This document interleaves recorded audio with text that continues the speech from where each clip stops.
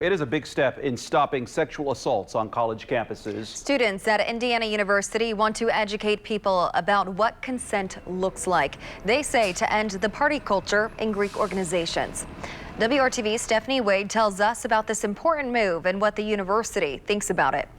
You know, it's affected me. It's affected my sisters and my friends in other chapters. Sexual assault on college campuses. I think that the biggest issue is going to be getting over this culture of, get her drunk. What is it and what does it look like? Something that we found in hearing many people's stories is that a clear understanding of consent and of boundaries would pretty much stop a lot of the assaults that happen within the Greek community. The Indiana University Student Government Congress wants to better outline that for students, unanimously passing legislation last week encouraging increased sexual assault training among Greek organizations. There is very much a culture of binge drinking and partying that really lends itself to putting people in vulnerable situations. And then once you're in that vulnerable situation, the culture tells you that, oh, she was drunk, so it's okay. Or you were both drunk, so it's okay. Madison Smith wrote the proclamation calling upon the Interfraternity, Panhellenic, Multicultural, and National Panhellenic Councils to include consent-based training in their programming to change the narrative on what it means to assault someone. It's really unfortunate because in a lot of these situations where people are being traumatized, like people are being assaulted, the person doing it doesn't understand that what they're doing is wrong.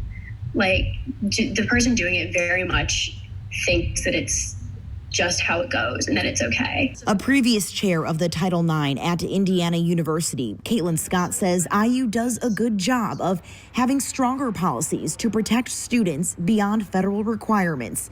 But there is a gap in making sure policies are being followed and used. Especially if these groups are in a culture like Madison was describing that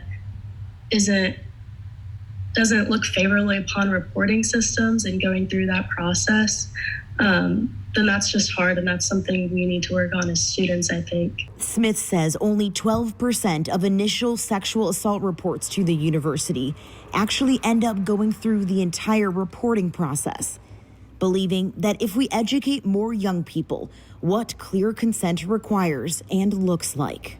I think that will prevent sexual assault, and I hope that it stops it from happening. Honestly, that's really cliche, but if it stops it from happening to one other person, then it's worth it. Stephanie Wade, WRTV.